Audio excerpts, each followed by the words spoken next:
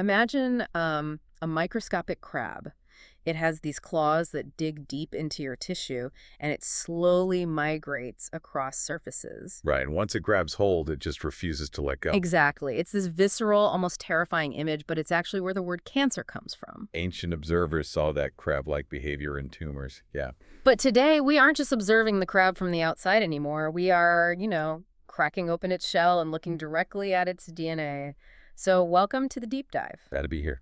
Today, we are taking you on a journey through a massive stack of medical biology notes. They cover the really intricate cellular mechanics of cancer. It's a heavy topic, but so important. It is. And our mission today is to demystify this disease for you.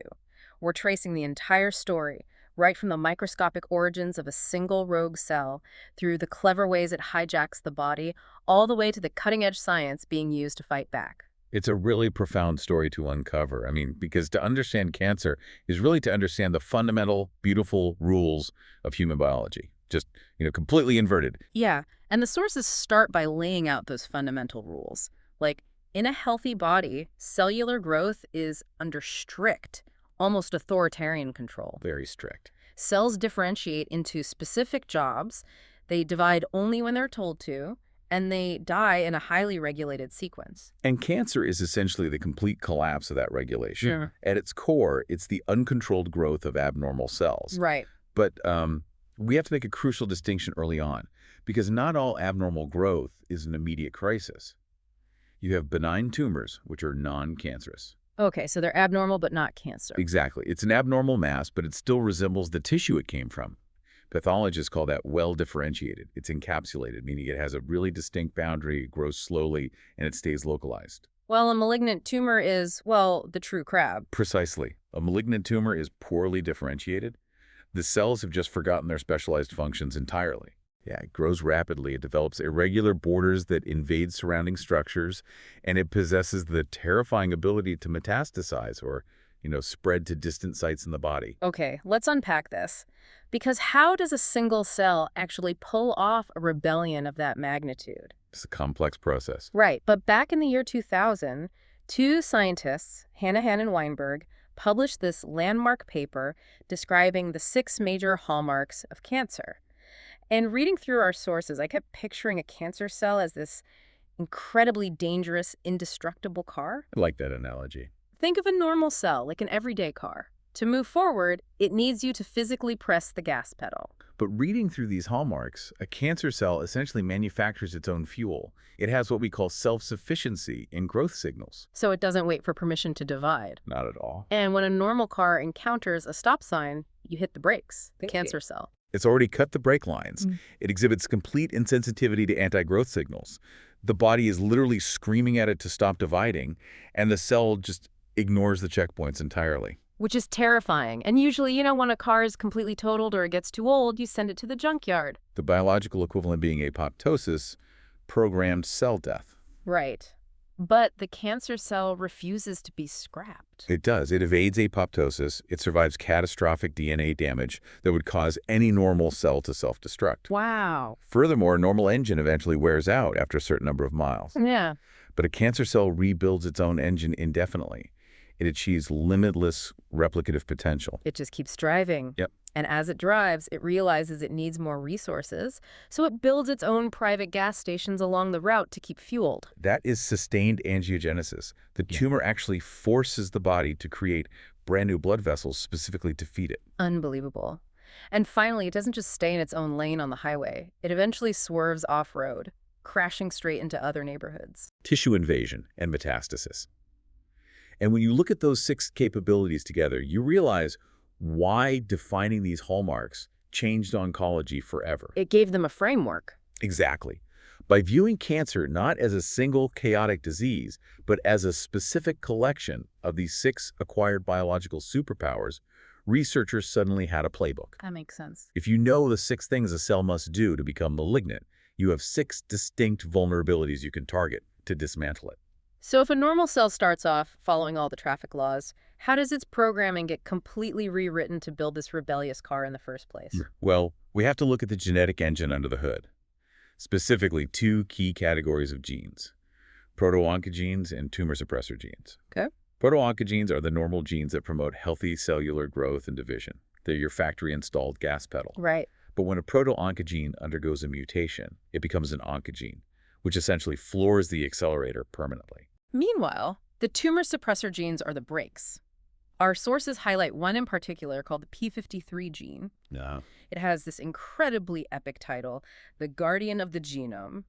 Its whole job is to monitor your DNA for damage. It's a vital gene. Yeah, if it finds a typo, it pauses the cell cycle to repair it. If it can't fix it, it triggers that junkyard protocol we talked about, apoptosis. And if p53 itself becomes mutated or lost, those brakes fail. Genetically damaged cells are suddenly allowed to bypass security and proliferate wildly. But this raises a really important question for you listening. If we all have these proto-oncogenes sitting inside our cells right now, basically waiting to turn into oncogenes, why aren't we all developing cancer constantly? What's fascinating here is it comes down to the actual mechanical reality of a mutation. The sources detail a very specific proto-oncogene called ROS. ROS, right. In a healthy cell, the ROS protein acts as a tiny molecular switch. When the cell receives a legitimate signal to grow, ROS binds to a molecule called GTP. This flips the switch on, telling the cell to divide. But it doesn't just stay on forever. No, it has an intrinsic chemical spring, an activity known as GTPase, that quickly snaps the switch back to the off position once the message is delivered.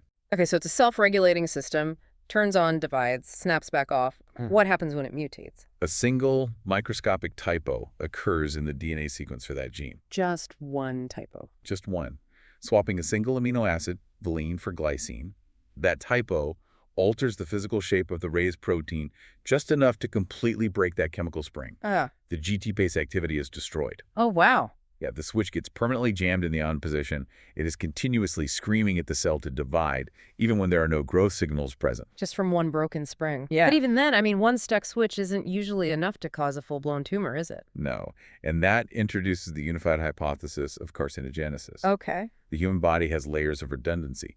Even if that RAS switch is stuck on, your p53 gene, the guardian of the genome, should theoretically step in, recognize the runaway division, and shut the cell down. Right, the backup system. Exactly. So developing cancer usually requires a multifactorial perfect storm. It takes multiple genetic hits over time to simultaneously defeat the proto-oncogenes and knock out the tumor suppressor genes. So what actually delivers those hits? What goes in and physically breaks that spring? Our sources note that 92 to 95% of cancers are caused by environmental factors. That's right. And I was genuinely surprised to see viruses on that list. It's true. Oncogenic viruses are responsible for about 15 to 20% of cancers globally. Really? Yeah, DNA and RNA viruses like HPV or Epstein-Barr are insidious. They can insert their own viral DNA directly into a host's genome, interrupting normal gene function. Okay. Or they can cause massive structural damage like chromosomal translocations. What does that look like in practice? They'll take a blood cancer like Burkitt's lymphoma. The virus essentially causes chromosome 8 and chromosome 14 to break apart and swap pieces. They just swap parts. Yep.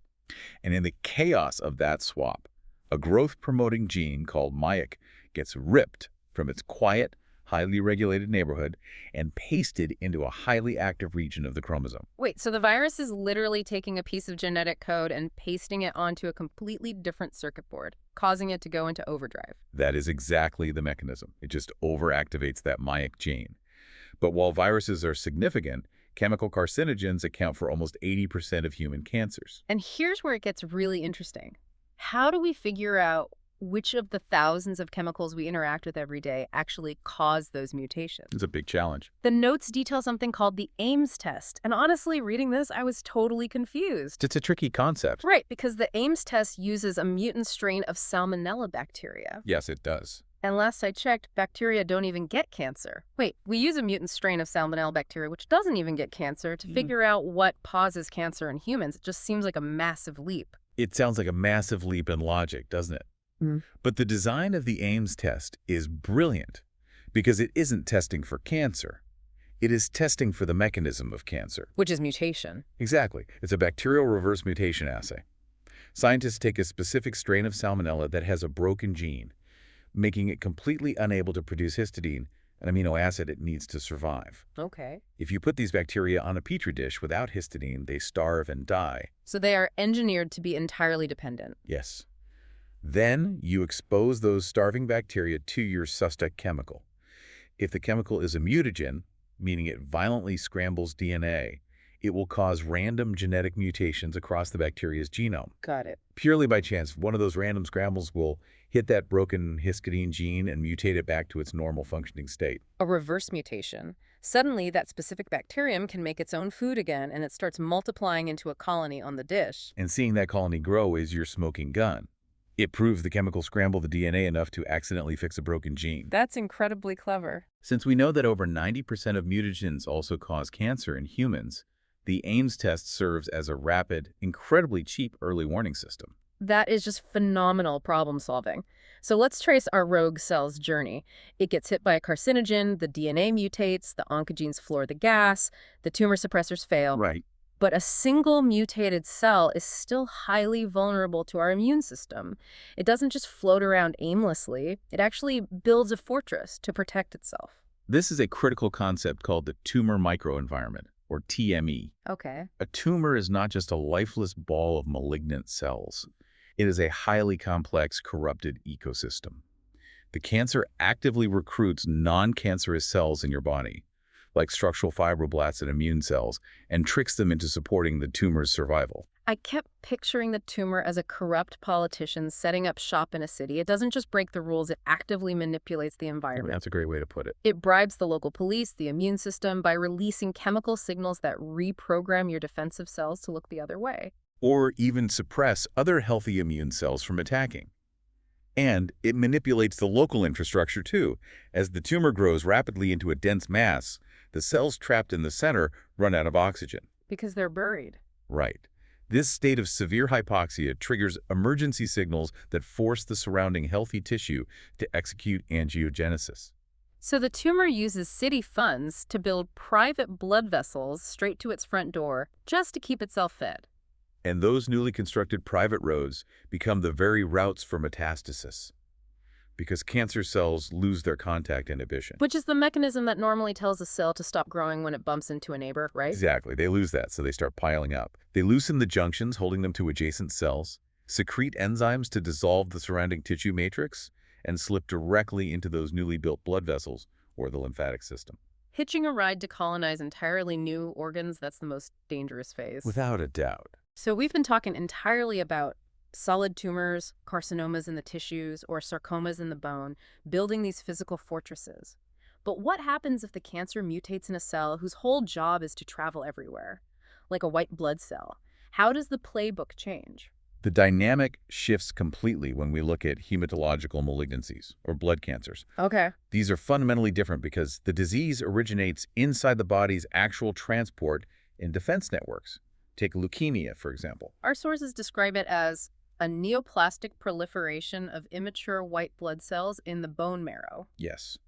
To visualize that, imagine the bone marrow as a massive, highly synchronized factory producing specialized vehicles. Okay, I'm picturing it. You have red blood cells to carry oxygen, mature white blood cells to fight intruders, and platelets for clotting. In leukemia, a rogue genetic mutation causes a worker to start churning out millions of half-finished, useless white blood cells called blasts. And these blasts don't do anything helpful? Nothing at all. But they multiply so furiously that they physically overrun the factory floor. They crowd out the normal assembly lines. So the healthy cells can't be made. Exactly. The patient becomes severely anemic and vulnerable to infection, not because the healthy cells are being attacked, but because the factory simply has no physical room left to build them. That's devastating. Then you have lymphoma, which affects the lymphatic system. Our sources divide this largely into Hodgkin and non-Hodgkin lymphoma. What separates the two? The defining pathological feature of Hodgkin lymphoma is the presence of giant abnormal cells called Reed-Sternberg cells. Reed-Sternberg cells. Yes. When these are present, the cancer tends to spread in a very orderly, predictable progression from one lymph node group to the adjacent one. And non-Hodgkin. Non-Hodgkin lymphoma lacks those specific Reed-Sternberg cells. It's far more common, and it tends to spread much more radically, frequently involving organs outside the lymph nodes entirely. Got it. The third major blood cancer detailed in the notes is multiple myeloma. This one targets plasma cells in the bone marrow, the mature B cells, whose only job is to manufacture antibodies to fight infection. That's right. And to help you listening remember the clinical effects, the sources share this mnemonic. CRA, CRAB scientists use it to track the cascading system failure. If we connect this to the bigger picture, the CRIV criteria beautifully illustrates how a microscopic error triggers massive systemic collapse. So the C stands for calcium elevation. The myeloma cells secrete factors that actively dissolve the patient's bone tissue, flooding the bloodstream with calcium. Which is very dangerous. Yeah, and that bone destruction leads to the B in CRAB. Bone lesions, which cause excruciating pain and spontaneous fractures. The A is anemia, as the tumor cells crowd the marrow factor we just talked about. Right. But the R is what fascinated me, renal failure. How does a bone marrow cancer destroy the kidneys? Those malignant plasma cells are still trying to do their original job of making antibodies, but their genetic code is scrambled. They churn out massive quantities of abnormal, completely useless proteins known as M protein. M proteins. Yes, these heavy, sticky proteins circulate through the bloodstream and physically clog up the delicate microscopic filtration tubes inside the kidneys. Oh, wow. The kidneys simply choke on the debris. It's a devastating mechanical breakdown caused by a localized molecular overproduction. So we've walked through the crap-grabbing hold, the rebellious car, the corrupt politician, and the overrun factory. It sounds incredibly grim. It does, but there is hope. Right, because the entire back half of our source stack focuses on the counterattack. How medical science is weaponizing all this biological knowledge to fight back. Let's look at traditional chemotherapy. Okay. We all know chemotherapy causes hair loss and intense nausea, but why those specific side effects? Why doesn't it just attack the tumor? Because traditional chemotherapy agents, like alkylating agents, are not smart bombs. They exploit a fundamental vulnerability, the cell cycle. Right, G1, S, G2, and M phase. Exactly. Because cancer cells are constantly dividing, they're perpetually cycling through these phases. Alkylating drugs physically fuse to the DNA strands, forming tight crosslinks that make it physically impossible for the DNA to unzip and replicate. So when the cancer cell tries to divide, it hits a roadblock. And that catastrophic DNA damage finally triggers the apoptosis we talked about earlier. The cell is forced to self-destruct. Which is good. Yes, but the drug circulates systemically. It targets any cell in the body that happens to be actively dividing when the chemical washes over it. Ah, which means the cells in your hair follicles and the cells constantly renewing the lining of your stomach and intestines, those are naturally fast-growing tissues. Exactly. They are caught in the crossfire. The chemotherapy hits the tumor the hardest because the tumor divides the most, but your hair and gut take heavy collateral damage because they share that single hallmark of rapid division. But science has evolved far past just carpet bombing the body's fast-growing cells. Absolutely. We are fully in the era of targeted therapy and immunotherapy now. This is where understanding the exact mechanics of the rogue cell changes everything. Instead of poisoning the cell cycle, targeted therapies go after the specific broken switches. Like the ones we talked about earlier. Right. Take tyrosine kinase inhibitors. These drugs are designed to bind specifically to the overactive growth receptors on the surface of the cancer cell. And what makes them revolutionary is that they are often cytostatic, not cytotoxic. Meaning they don't actually kill the cell outright. They don't have to. They simply act as a chemical muzzle, blocking the signals that tell the cell to divide. They starve the tumor of its growth instructions, halting its progression while sparing the healthy, normal cells around it. Which brings us to immunotherapy, specifically CRT cell therapy, which the notes highlight as a breakthrough for multiple myeloma. It's incredible science. It sounds like absolute science fiction.